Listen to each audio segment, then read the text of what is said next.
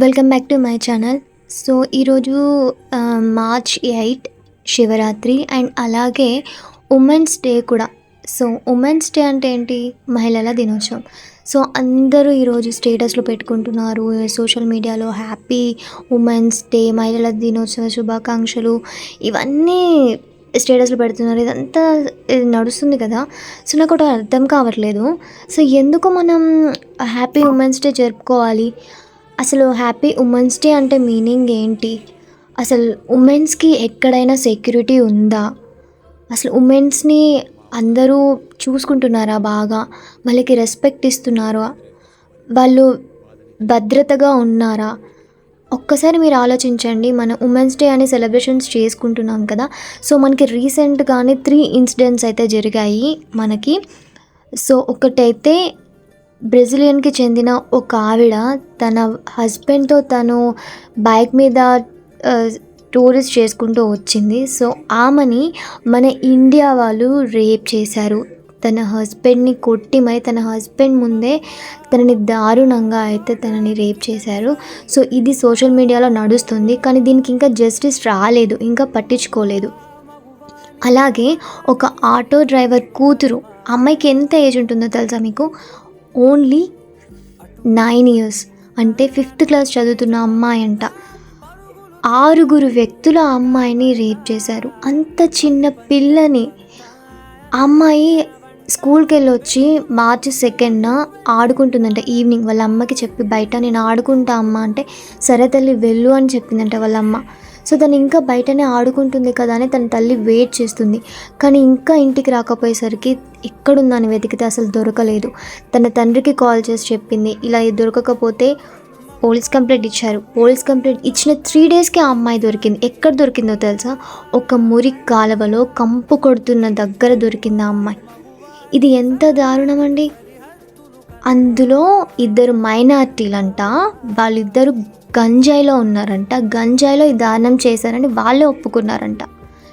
అసలు అలాంటి వాళ్ళని ఎలా వదిలేయాలంటే నడి రోడ్డు మీదకి తీసుకొచ్చి నరకం చూపించాలి వాళ్ళకి.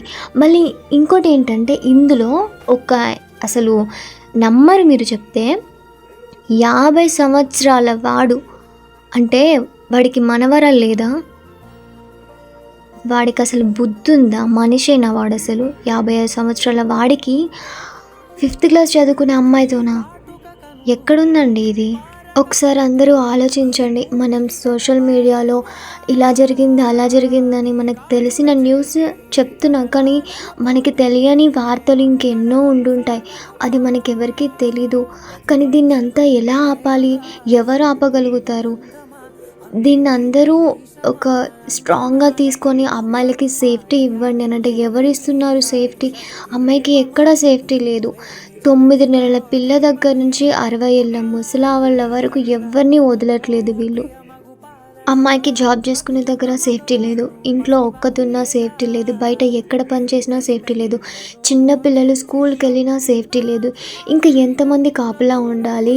ఇంకెంతమందికి ఎలా చెప్తే అర్థమవుతుంది ఇలాంటివి చేయొద్దు అని? ఇలాంటి వాటిని ఆపడానికి ఎవరు ముందుకొస్తారు? ఎవరు వీటన్నిటిని ఆపేస్తారు? చిన్న పిల్లలని కూడా చూడట్లేదు. అతి దారుణంగా, మృగాల కంటే దారుణంగా ప్రవర్తిస్తున్నారు. దీన్ని అంతటికీ కారణం ఎవరు?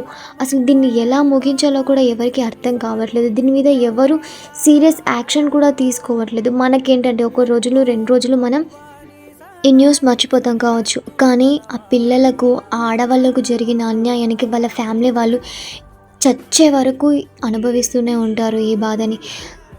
నాకు ఈ చెప్పాలి అనిపించింది. ఉమెన్స్ డే అంటే సెలబ్రేట్ చేసుకుంటున్నారు, కానీ ఎంతోమంది ఆడవాళ్ళకు అన్యాయం జరుగుతుంది. చిన్నపిల్లలకు కూడా దారుణంగా. చిన్నపిల్లల్లో ఏం కనిపిస్తుందిరా మీకు అలా చేయడానికి? సో ఇప్పుడైనా ఎవరైనా ప్లీజ్ దయచేసి అలాంటివి చెయ్యకండి, దారుణంగా ప్రవర్తించకండి. మన ఇండియన్ ఆడవాళ్ళైనా బయటి ఆడవాళ్ళైనా రెస్పెక్ట్ ఇవ్వండి. ఎక్కడో ఎంతోమంది 100%లో కొంతమంది మాత్రమే చెడ్డ ఆడవాళ్ళు ఉంటారు, కానీ అందరినీ అలా చూడకండి ప్లీజ్.